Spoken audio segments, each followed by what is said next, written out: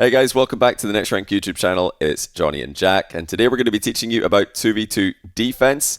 We're going to cover a lot of things in this video, but this is actually a question we got in the Discord recently from Colm, Next Rank Discord, link in description. He says, I would love a video on backboard defense versus ground defense and a breakdown of who should challenge first, specifically in twos. We wanted to make a video about this because that's a great question, and it's also a question that we see in many different ways in Jack's Twitch chat, in YouTube comments on this channel and our own channels. We see a lot of people asking who should challenge, how should we challenge, basically what's going on in 2v2 defense. So we're going to go over 8 tips that we've got to help you guys shore up your 2v2 defense, and we think you're going to learn a lot from this no matter what rank you are. We'll show you some SSL gameplay, GC gameplay, champ gameplay in this video, but if you're lower ranked than that, don't worry, all of the concepts will still apply. Now, if you like this video, if you like the style of content, you can check out the Next Rank free course for more of the same, and also the Next Rank course will be much like this, I would say. We're covering a lot of topics in this video. The Next Rank course is more in-depth on one topic at a time, just so you guys are aware. But okay, let's get into it because we've got a lot to go through today. First of all, we're going to look at Jack's gameplay. And yeah, Jack, you talk us through what's happening in this play, and then we'll give some tips about how to improve it. Yeah, so in this clip, Monkey is going to get a touch. Our teammates rotate him back, and he is going to challenge for us. Now, his challenge isn't too great, so we do have to defend a bit of a 1v1. Luckily, our opponent doesn't do the best jobs. He doesn't have much boost. But the overall defense, it was fine, could have been better. And the first tip for how this could have been made better, specifically for our teammates' challenge, is to not get faked and play the ball, okay? So very simple first tip. If we don't play the ball in this instance and we're just kind of, floating, trying to kind of read what the opponent's doing, maybe cover a little bit too high, it can be very awkward if we get faked, which is what happens because it gives this gives this opponent a little bit too much time on the ground and it allows him to recover and basically go again on the ball. Now, luckily, he doesn't have much boost. If he has even 30 boost here, Johnny, it's going to get awkward. He might be able to shoot straight away because I'm behind him. I'm expecting my teammate to not get faked. That's the only thing he has to try and do. And the reason for that is because our second tip is to actually force the ball high. Okay, so they go kind of hand in hand. If we don't get faked, if we're just playing the ball, it's also fine for our opponent to go above us. Okay, the reason for that is because it's a lot easier to defend when our opponent goes above our teammate because they might force it to the backboard, which allows us to go up the backboard and get a free save, or they might just have to make their last touch before they actually want to. Okay, so if our teammate doesn't get faked, plays the ball, and also forces high, he might even bump them through the challenge, Johnny, or at least he'll make them use their kind of last play before they want to. When I say last play, I mean their last touch on their air dribble or their flip reset shot. He basically forces them to do that a little bit sooner than they want to, which makes it easier for his teammate, which is me in this scenario behind him, to make the save. So you guys will notice that in this example here, and in pretty much all the examples that we're going to go through in today's video, we're going to be trying to get a challenge and a follow-up. And right now, Jack's teammate's the one challenging, Jack's the one following up. We're talking about how to increase the success rate of the follow-up. Jack's teammate here is very much in the mindset of how do they win the ball. This is a problem that a lot of players have in 2v2 when they are the first player forward, or the first man, as we say in Rocket League. They think, how do I win the ball here for myself? And they try to go up and get an interception. If they get more in the mindset of how do we win the ball as a team, then they would just go straight for the ball here, completely ignore the opponent, and like Jack said, maybe even think about forcing the opponent to go high while doing that, because for all the reasons Jack already covered. And that would allow Jack to win the ball easily the vast majority of the time. It probably goes back corner somewhere. Jack's going to get it, look where Monkeyman is, no boost, going to the back corner. So there really is no reason to try and go for the big win. I mean, it's not even that big of a win, but sometimes it is. Sometimes you are thinking, oh, if I could just win the ball here, we're clean through on goal. But even in those scenarios, if you've got a teammate behind you, think about how to win it as a team. And that's kind of like free tip. This is more like a global thing. It's not a specific tip. So we're actually not going to call this one of our 8 tips today, but look out for this in all the examples that we show you guys. Really quick last example of the same game. Pretty much the exact same situation happened. A little bit of a pattern here.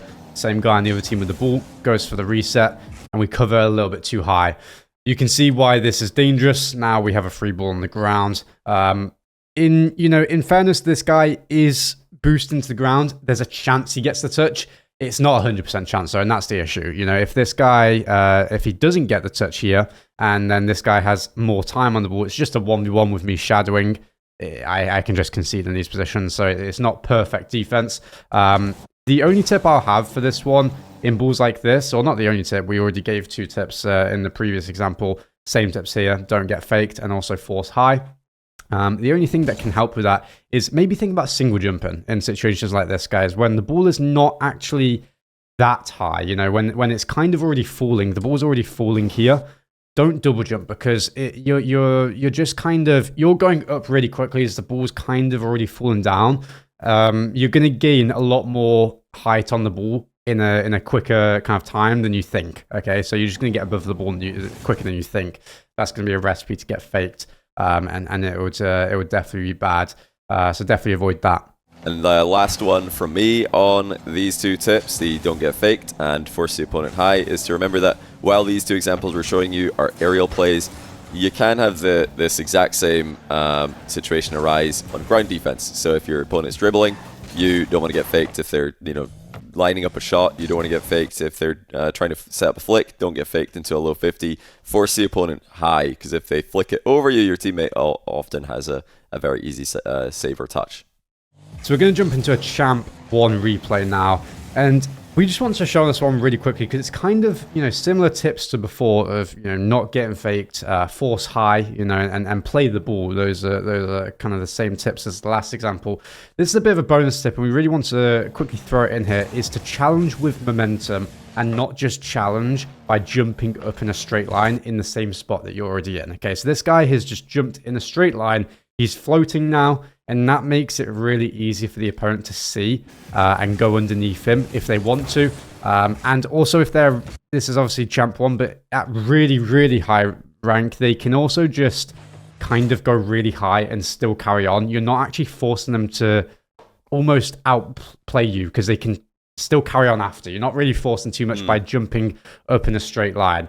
If you challenge with momentum, it's actually going to pressure the opponent, make them kind of have certain angles cut out of their potential play and force them into certain spots, which is going to be easy for your teammate to defend behind you. So yeah, definitely avoid just kind of jumping in a straight line, because you might think you're covering something, but you're not. If the opponent did a better job here as they went underneath this player and just got behind this ball and over it, they can actually 50 it down mid, and the teammate behind them will have a free net. That's what can happen a lot on plays like this, where there is a defender at the back having to not only get a 50 where it doesn't dunk into their net, but actually get a 50 where it doesn't stay in the midfield, Johnny, as well, because that's where it can get dangerous with this guy waiting around.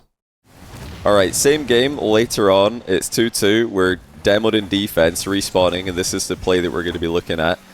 We do get a clear towards the midfield, and then we turn to shadow on the back wall, letting the teammate come in for the challenge. Teammate does actually get a piece of the ball here, and the match goes to OT. Doesn't matter what happens next. We're not here to watch the rest of the game. We're here to look at this play in particular because we really like it, actually. Remember, this is a champ level game, but we like this for many reasons. Number one, and this is a big tip for you guys, is to wait for your teammate to be ready to follow up before you force or before you challenge. And in the meantime, you can either full on just go back to defense like we have here, or you can shadow, you can fake challenge, whatever it is to give your teammate time to get back into position. That's what we want you to be doing here. So really good job by, I can't see the second half of his name here, Lemon something, Lemon Squeezer 16. Excellent defense here, not panicking, because he could have turned upfield here. Yeah. And just bum rush the ball after this touch here. Many players would just immediately turn upfield and challenge, get outplayed, and then their opponent, their teammate isn't ready to follow up. Like we said, all of the examples in this video pretty much are about challenging as a team. You need the follow up to be ready.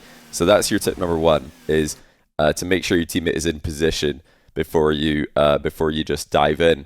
Now, another tip that we're going to talk about in this is also relevant here, is if your teammate is on 0 to 12 boost, no momentum, out of the game.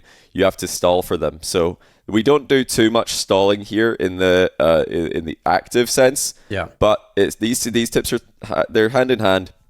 One of them is more aggressive, a bit more on the aggressive side, where we're waiting for a teammate to be behind, and then we're going to challenge. The other one is think about what you would do in this position if you were solo defending, if your teammate disconnected, right? You wouldn't lunge in.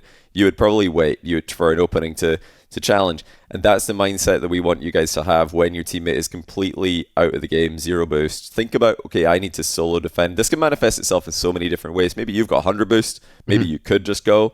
But you need to remember your teammate is uncomfortable, no boost, no momentum, out of the game. Try to cover absolutely everything, or understand how you could cover everything. And let them be an impactful player. Bringing us to our third tip here. We're just going to say all of these at the same time because they are all tied together. Let the low boost player challenge ground plays. So here, dribble on 0 seconds. The opponent says obviously you have to keep the ball in the air. Let the low boost player go. If one of you has boost, one of you doesn't. In this case, neither of us really do have boost. But we still have more. We still have more here. We do have more. True, we have infinitely more. But if you have a 0 boost player in defense and you've got 100, let the player with no boost go. The reason being, they can still force with no boost. You can still force a ground play. You can still force the opponent to flick the ball over you, thus losing control of the ball, and even actually get a challenge in, as this player does, if you have no boost. But what you can't do, if the no boost player's in net and the player with boost challenges, forces a flick, and it goes top shelf, well, unlucky. It's just they can't save it. You can't save it. So a lot to digest there, but just to summarize before Jack elaborates, wait for your teammate to be in position before forcing. So think about shadowing, fake challenging in the meantime, or just fully going back to defense like we do here. Also, if your teammate is out of the game, shall we say, 0 boost, 0 momentum, you have to think about how I need to solo defend for a bit. I need to be at least involved actively in any part of saving a shot or challenging, whatever it is that needs to be done. Take responsibility and let the low boost player challenge ground plays. But Jack, lot going on here. What have we got from your POV as well? Yeah, so for the first tip of waiting for our teammate to be in position before making our challenge or forcing for them, it kind of relates to everywhere on the pitch. So in this example, we actually just go up the backboard. We don't pressure the opponent, which gives our teammate here time to cut in and enforce for us. That's good. That's a way that we can do this. Now, an example, on the rest of the pitch is, when our teammate gets demoed, the ball's in the opponent's corner, and we're still on the pitch, kind of covering that midfield. A lot of players make the mistake of pushing in too soon and challenging before their teammate has spawned and is actually ready to go behind them. We want to wait for our teammate to spawn. We want to also wait for them to actually push up behind us. We want to be actively checking where they are, or at least having a good kind of mental note of how long it's been since they get demoed, how long it will take for them to push up, and then we can challenge when they're actually ready behind us to play off of the opponent's flick, for example, over our head, or just play off the 50. Okay, so similar positions or similar kind of examples that can be used everywhere in the pitch and not just defense, because sometimes defense, Johnny, stretches actually across the pitch. For me, defense starts, when the opponents have the ball, and have boost in their half, and we're defending, shadowing at the midfield. For me, that's kind of transitioning basically into defense, already. So we want to think about it everywhere on the pitch, not just in front of our goal. But we did a good example here of waiting for our teammate. Now, the second tip of completely stalling for them and even trying to defend solo at certain points. This one is kind of best understood as when the ball is completely in the air, when we have an attacking play coming at us in the air, and we're the only one with boost on our team, 100 boost on the backboard. Our teammate has 0 to 12 boost on the ground. Now, with everything that we've been telling you in this video, you would assume that the 12 boost player on the ground actually tries to jump and force for the player above them and tries to just play the ball, cover low, and force high, right? Now, the issue with that is that 0 to 12 boost actually probably isn't enough to do anything worth their time. In situations like that, kind of, you have to change the mindset of making your teammate force for you and actually just defend solo, okay? So that example is best understood when it's an aerial play. Now, when the last tip is low boost defenders should be forcing during ground defense, you guys can see it exactly like this. Our teammate has 0 boost here. they're the one that can cover low. They're the one that can do whatever they need to do here with the amount of boost that they have, which is 0. They can do whatever they need to do. We're with 17 boost here on the backboard. Sorry, the person with more boost is going to be able to defend higher flicks and have an easier time gaining momentum for saves and stuff like that. So we let that person at the back stay at the back, and we force for them if we're on 0 boost. So like I said before, this is a lot of information to digest, but hopefully this is helping you understand who should go, how do we defend as a team, and it's all about making your teammates' life easier as well as making your opponent's life difficult and not the other way around, because it's very easy to see double commits in this position. A lot of times, especially in 0 seconds, both defenders will commit, the opponent flicks it into the backboard, open net for their teammate. If you remember these tips though, if you remember that your teammate can only challenge in certain positions based on the amount of boost that they got. They can only defend the net in certain ways based on the amount of boost they got, momentum they've got, where they are on the pitch. Then that's hopefully going to help you inform your challenges, whether you should go or let your teammate go, whether you should challenge now or whether you should wait a bit and then challenge, and what angles you should be covering.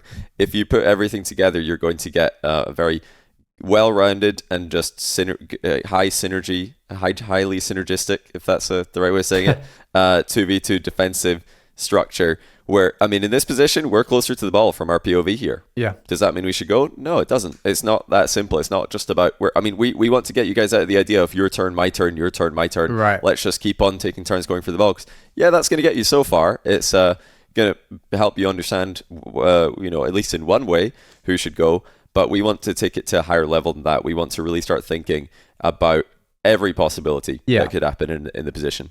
Yeah, definitely. What is possible to cover? That goes into kind of deeper things at that point. But we are definitely scratching the surface and going deeper into it. Than a lot of people kind of initially think. Going through these replays, a lot of champ replays, even GC replays, Johnny, they actually don't do what we're explaining at all, which is interesting. So yeah, lots to learn in this one. The only thing I kind of will say is that a lot of people might be thinking, listening to this video, watching this video, well, what if I do everything correctly, Johnny? What if I go to the backboard here and my teammate just doesn't, he hasn't watched this video. He just makes a mistake. He goes in the net. Yeah. That can happen a lot. And what I will say, unfortunately, it will still happen. Now, the only thing I'll say to that is that I found it very useful playing ones going through the ranks because I understood how to defend solo. Okay, so even though you're watching this video, hopefully you're learning some things of how to defend as a team. Your solo queue teammate might not do those in every single situation.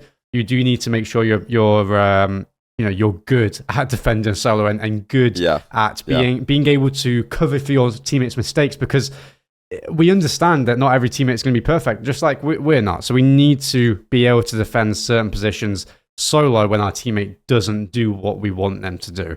Playing ones is going to massively help with that. All right, guys, let's take a look at the last example for this video. This is a Grand Champ example. We're rotating back to defense, doing a little bit of a stalling touch there. That's good. And now we're both in defense with boost, double commit. So, from a position where we both have 100 boost in defense to absolute chaos, something that happens a ton. I'm sure that you guys will be able to relate to this defensive structure, this defensive position very easily. And this happens at all ranks. But what we want to talk about, first of all, the tip that we want to give you guys is actually not something that's immediately relevant on screen, but should be very easy for you guys to understand.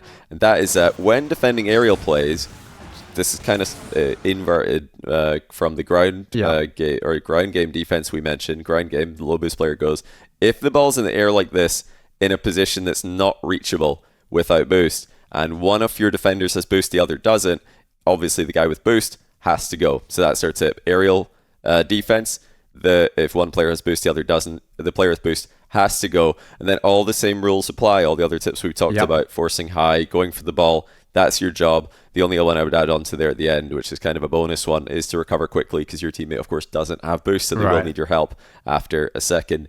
But Jack, while that's happening, obviously it's not relevant on the screen here because both players have boost, but what would you do with no boost or low boost while your teammate is forcing for you in the air? Yeah, it's a good question. So just to reiterate, this guy that's on screen who has 100 boost, we're going to pretend he has 0 basically, because that does happen a lot when we're rotating out of offense into defense. Down usually the same side of as our teammate. They can pick up the corner, leaves us with 0. We have to go backboard. That's very important. We have to go to the backboard. Nothing changes. Our teammate with a high amount of boost, 60 boost, that's good. He can jump. He has the boost to cover the aerial option. At this rank, we don't want to let them get to our net. We don't want them to give them that option to, get close, maybe go for an air dribble dunk or a flip reset at the end. It'll be bad. So we want to get up quickly. Nothing really changes if our teammate behind us has 0 boost. The person would just go to the backboard. As the challenging player, we would, like Johnny said, force high, cover the ball, don't get faked. And that's all very important. The only thing the kind of I would personally add is that you do have to be careful of 50s when your teammate has 0 boost on the backboard, because let's say this person with the ball here goes up into the air. This person with boost challenges. This guy has 0 and he's going up the backboard now. That's a good defensive position if he had 0.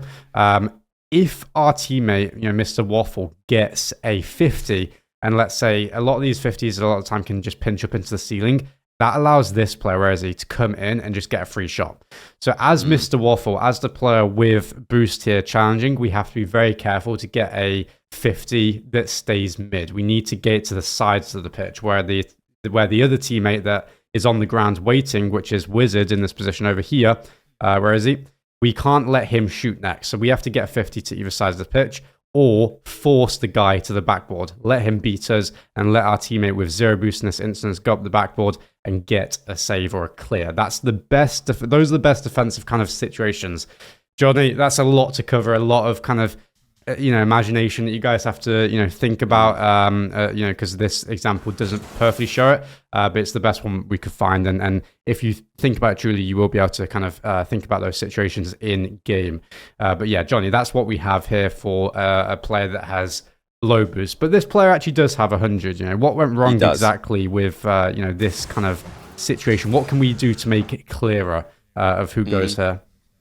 Yeah, and let's talk about that, because part of the reason this play gets confusing is because both players do have the ability to go. They both have boost. Yeah. They see an aerial and they don't like letting the opponent's aerial, because what if this guy gets close to the net, flip reset, dangerous, or they just have full control. A lot of players will be able to do that and put you in trouble. So if you both have boost and you're both able to go, it's very important to go as quickly as possible, especially if you're solo queuing, so that your teammate knows you're going to go. So right now we're facing the ball, or facing the ball-ish, in the goal area, and our teammate's grabbing boost. Right there, as soon as the opponent pops the ball up, if we jump at the same time, our teammate won't even have any thoughts of going, because they'll see that you're already up. And I don't mean that you should just fast aerial, take boost down and fly to the ceiling here. You just want to, do all of the regular stuff. We're going down a bit of a tangent here, but matching the height of the incoming air dribble, just trying to go towards the ball, like Jack said before, not just floating on the spot.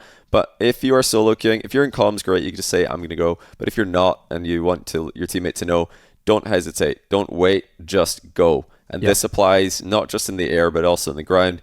Anytime you're challenging for your teammate, anytime you're forcing for your teammate, you want to go at the earliest possible moment that's comfortable for you and also comfortable for your teammate, which in this instance would have been right now. As soon as you see the opponent jumping, you jump. You get up there, because now you can just get in their way. And if we go to the teammate's POV, you'll notice that he actually checked to see. He can see here, okay, my teammate's not jumped. So that's the last bit of information they see. You would actually be jumping right there when they looked. And maybe they could have heard the audio cue. Some players don't play with audio cues. Some players do. But if he was playing with an audio, with game sound turned on, he would have heard the jump. Not all players play with audio. So to avoid this confusion, just don't hesitate. Go quickly as early as possible. Give your teammate not just the information that you're going, but also the longest possible time to react to that. It's a good point, and it's a good tip. It doesn't mean that we're shifting the blame to this player. This is actually, this player that is currently on screen, it's his mistake that he double committed here. He jumped because, like Johnny said, if he had game audio, he actually should have been able to hear him jump here. You know, he heard him jump right there in his ear if he had game audio. However, that doesn't actually matter. He should have known kind of here this player is facing forward. Now, of course, when we turn ball cam off in this instance, he's actually looking where the boost is. That's what I can tell you. That's what this guy is doing. But that we should still know just from how basic rotation goes. If we go all the way back to here, our teammate makes a play in offense. He's now rotating, back post, and he's maybe picking up some small pads. Maybe he goes for the mid boost. He just goes for the small pads. That's fine. We know that he's going to be facing forward earlier than we can. Okay, so even if we don't see our teammate here because we're focused on the boost, we should know that he's mainly going to be the one facing forward and therefore ready to challenge. So we obviously should just let him go. You know, despite this, Mr. Waffle could have made it easier for his teammate to understand by jumping sooner that he's going to go for this ball. These are things you should be thinking about. It might seem a little strange that like, oh, we're now trying to jump as early as we can to make our teammate understand. It's actually a very, very good point because our teammate, might not always know. So sometimes you want to push a little bit in front of them so they can see you before you jump. Things like that. Extra things that you might want to think about to make defending as a team easier. Yeah. So hesitation breeds panic. So let's avoid that at all costs. But we're going to finish off the video here today with a tip that kind of brings everything together. We've had a lot of different topics, a lot of different pieces of advice for you guys in this one. But a more global tip that I think I found very helpful over the years is to think about defense, especially in twos, as splitting tasks between you and your teammate. The two main tasks you've got in 2v2 defense are number one, to cover the net or the backboard, kind of all in one. And number two, to challenge the ball / pressure the ball. So if you guys can think about ways that you can accomplish both of those tasks, then you're going to have a good time. But it's not just about what you can do, and this is why we wanted to include that in this example, because in this example, both players can pressure the ball. So it's actually a good position for either player to go. Only one of the players can defend the net and the backboard, though, and that's Nux H. The player in net cannot defend the backboard. So if we here, not easily, not easily. That's true. Yeah, maybe they could drive out. He could drive out turn, but that would give so much time for the opponent to push towards the net. That Johnny's right in that basically he can't. It would be awful that if he did. Basically, that's the point here. Yeah, and he might also just be in the net. A lot of time you'll look back, your teammate will be in the goal. Now in that position, your teammate's in the net. It makes sense to think, okay, cool, my teammate's in the net, I'll challenge. But actually on an aerial play, it's not just about defending the net, it's also about defending the backboard, because if somebody can air dribble into a double tap, that's a really difficult save for a goalkeeper. So you'd want a challenge to be happening. So if you challenge, force your opponent high, and they just double tap on your teammate's head, they didn't really have a chance. Or fake it for their teammate to go for the ball next. So many options. It's tricky. So you've got to think about what's the easiest way that we can cover every dangerous thing here, and it's actually letting the player on the ground who's in the net jump first, because even though it might sound a bit counterintuitive to think, well, why are we sending the goalie when I'm not in net and they are? But if you think about defending the backboard as well, it makes sense to let the goalie jump force high, and now you can just rotate in and cover the goal if you need to, cover the backboard if you need to. Try to think about it in that manner, splitting tasks, and that if you can also think about what can your teammate do in a position. Can they defend the backboard? Can they defend the net? Can they challenge? If you're able to do everything in the position and your teammate's only able to do one thing, let them do the thing they can do, and you should do the other. Exactly. No, it's a great point. And the only thing, because we want to finish on that tip, I'm going to give another bonus tip which might help understanding stuff like this, is thinking about it in terms of momentum and position. So a lot of people, if you gave them this example, who's first and who's second, they would go, well, this guy's first man because he's closest to the ball here, and this guy's second man because he's furthest away. Well, actually, within about half a second, the roles switch. So we can't think of this guy as first man and this guy as second man, because the momentum, they're both traveling, is this guy's going to turn in a second and this guy's still going back, and the ball's moving in this direction, which means that the ball is going to get closer to this guy very, very quickly. So he has the momentum to go. He has the position as first man. When we're rotating back, always go to the backboard straight away. Just go to the backboard if your teammate is in there. it tells them to go. And if they don't, they've made a mistake. And like I said earlier, sometimes you have to cover for that mistake and carry the defense, unfortunately. That's still going to happen regardless of, how far you've gotten, or you're at the end of this video, how far you've gotten throughout this video, how much attention you've paid and how many, tips you might have learned or things you might have learned throughout. It's still going to happen where your teammate makes a mistake and they don't challenge, even if they're in that, like we're saying that they should challenge here. They might not still. So unfortunately, we still go to the backboard. We still have to maybe cover it solo and get out of a sticky situation. Johnny, I think that is all we have, right? In terms of tips. That's you don't all. Have anything? Is that it? That's all we've That's got? all? Only those tips? I don't know how many bonus tips we threw in here because we started off with our 8, but we've probably thrown in another few bonuses. We always for go you on a guys. tangent. We always go on a tangent. But that's what's good about it. There's a lot to cover. If you have any questions, please feel free to comment them. You're more than welcome to.